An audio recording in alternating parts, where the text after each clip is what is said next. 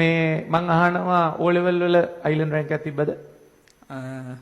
Rank එකක් තිබ්බත් මුල් 10 නෑ කොහොම හරි. ඔව්. රෑන්ක් එකක් තිබ්බත් දන්නේ. O level කාලේ සාමාන්‍ය පන්ති කීවෙනියද? දෙක. දෙවෙනිය. හරි. A level වල පටන් ගත්ත වෙලාවේ ඉඳන් පන්ති පළවෙනියද? ෆස්ට් ටර්ම් එකේ දෙක, සෙකන්ඩ් ටර්ම් එකේ ඉඳන් එක. එක. වඩ කොයි කාලෙද හිතුනේ වඩ ඊට කලින් අනිවාර්යෙන් අයිලන්ඩ් රෑන්ක් එකක් බලාපොරොත්තු වෙන තමයි A level ස්ලීව් මම ඒක දන්නවා. හරි. කොයි කාලෙද එහෙම දෙයක් කරන්න පුළුවන් කියලා හිතුනේ? නැත්නම් මුලින් ඉඳන් මෙහෙම හිතාන හිටියද? A level පටන් ගද්දි වගේ නම් මේ අයිලන්ඩ් මුල් රෑන්ක් එකක් ඔළුවේ තිබ්බේ නෑ. සාමාන්‍යයෙන් මුල් 50 වගේ ටාගට් එකක් තිබ්බා. අන්තිම මාස 6-7 වෙද්දි නම් ෆස්ට් ටාගට් එක ෆස්ට් වෙන ටාගට් එක තිබ්බා. ඒක ওই විදිහට නිර්භය කියන එක මාර වටිනවා. බයෝ පාඩම් කරේ කොහොමද කියලා අහලා තියෙනවා. පාඩම් කරනවා කියන්නේ මෙහෙමයි. අර කටපාඩමක්වත් නෙමෙයි. ඒකේ තියෙන දේ මුලින් තේරුම් ගන්න ඕනේ. ඒ කියන්නේ දැන් මොකක් හරි ගන්නකො පද්ධතියක් නම් තියෙන ඔක්කොම ටික හැමම අමුවෙන් කටපාඩම් කරනවට වඩා අර වෙන දේ මුලින් අර රෆ්ලි තේරුම් ගන්න. එතකොට අර ඕකට දැන් හොඳ විදිහක් තියනවා නිකන් අර කම්පියුටර් එක තියෙන ෆෝල්ඩර්ස් කියන්නේ මොකක් හරි එක ෆෝල්ඩර් එකක් ඇතුලේ තව ෆෝල්ඩර්ස් කීපයකට දාලා ෆයිල් බෙදලා තියෙනවානේ. ඒ වගේ දැන් බයෝ වල මොකක් හරි පාඩමක් ගන්නකො දෙවෙනි පාඩම නම් මේ ඒකේ තව සබ් ටොපික් ටිකක් තියෙනවානේ. ඒ ටික මුලින් ඔයාගේ ඔළුවේ තියෙන්න ඕනේ මේ පාඩමේ මෙන්න මේ දේවල් ටික තමයි අපිට ඉගෙන ගන්න තියෙන්නේ. මේ ටොපික්ස් ටික ඉගෙන ගන්න ඕනේ. පාඩම ඉවර වෙද්දී ඒ ටික පුළුවන් වෙන්න ඕනේ. එතකොට ඊට පස්සේ ඒ ටික ඔළුවේ වෙනම දැනක මතක තියෙන්න ඕනේ.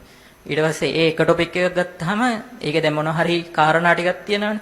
ඒ කාරණා ටික ප්‍රධාන කෑලි දෙක තුනකට වෙන් කරගන්න පුළුවන් නේ ගොඩ.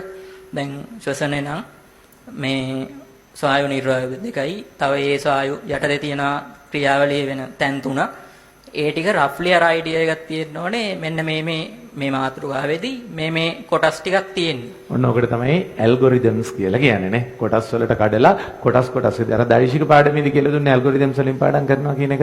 හරි. ඔකේ පුතේ. ඊට පස්සේ දැන් ඒ විදිහට මතක තියා ඒ කියන්නේ ටොපික්ස් ටික එක තැනක ඒක එක ටොපික් එකක් යට තියෙන ප්‍රධාන කාරණා ටික එක තැනක ඊට පස්සේ අර සම්පූර්ණ විස්තරේ වෙනම මතක තියාගන්න. සම්පූර්ණ විස්තර ඒ කියන්නේ දැන් ග්ලයිකොලිසිය නම් ඒක යටතේ තියෙන පොයින්ට් ටික විතරක් හරියට මතක තියාගන්න වෙනම. ග්ලයිකොලිසියයි අර නිර්වාය ශ්වසනයයි ඔක්කොම පටලගෙන එක තැන මතක තියාගන්න හදන්න එපා. ඊට පස්සේ පේපර් එකේදී එසේ ගල්ලියද්දි මතක් කරගන්න ගියාම ඕක මතක් වෙන්නේ නැහැ ඔක්කොම ටික හරියට. ඒ කියන කතාව මාර ලස්සන කතාවක්. හරිද? මේ ඔයාලට තේරෙනව ඇතයි කියලා හිතෙන්නේ වැඩි දුරටත් ඕක ගොඩ දෙනකොට ප්‍රශ්නයක් වෙන නිසා දැන් මගෙනුත් අහනවනේ බයෝ පාඩම් කරන්නේ කොහොමද කියලා. මම ඔකට කියන දෙන උත්තරේනේ බයෝ සර්ගෙන් අහගන්න කියලා. හැබැයි මේ කියන්නේ අයිලන්ඩ් ප්‍රශ්නේ. හරි ඒක නිසා මම මේක තවත් ඔයාගේ ඔලුවට දාන්නම්. හරි දැන් ශ්වසනය නම් නිර්වායු ස්වායු කියලා අන්නේ විදිහට එහෙම කොටස් වලට කඩලා ඒක යටතේ තියෙන දේ. දැන් උදාහරණයක් සෛලීය ඉන්ද්‍රිකාවක් නම් පුතේ. හරි ඒකේ ව්‍යූහය ක්‍රියාකාරීත්වය වගේ එහෙම කොටස් ටිකකට කඩලා ව්‍යූහයේ යටතේ තියෙන පොයින්ට්ස් ටික මතක තියාගන්න කියන එක තමයි කියන්නේ. මෙයා මුලින්ම කියන්නේ පාඩම් කරන්න කලින් අදාළ සිද්ධිය අවබෝධ කරගන්න කියලා. අවබෝධ කරගෙන ඒකට අවශ්‍ය විද්‍යානුකූල වචන ටික එතෙන් ඇඩ් කරගත්තා නම් හරි. ඒක තමයි මම හිතන්නේ හොඳම කියලා. ඔව් පුතේ. දැන් ඒ විදිහට මතක තියාගත්තට පස්සේ පේපර් එක එසේ එකක් ලියනවා කියලා හිතන්නකෝ. තියෙන මාතෘකාව දැක්කා.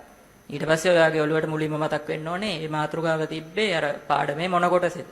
ඊට පස්සේ මේ මාතෘකාව යට තිබ්බ තව ප්‍රධාන අර කාරණා ගොඩවල් ටික මොනවාද. ඊට පස්සේ ඒ ටික මුලින් අර කටුකොලේ වගේ එහෙම ගහගත් මේ කටුවට ලියාගත්තත් කමක් නැහැ මුලින් පුරුදු වෙනකම්. මේ ඒ ලෙවල් වල උනත් ඒක කරාට කමක් නැහැ.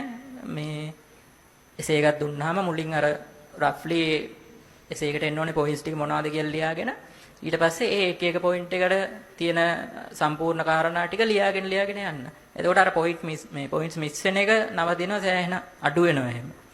එහෙම කරද්දී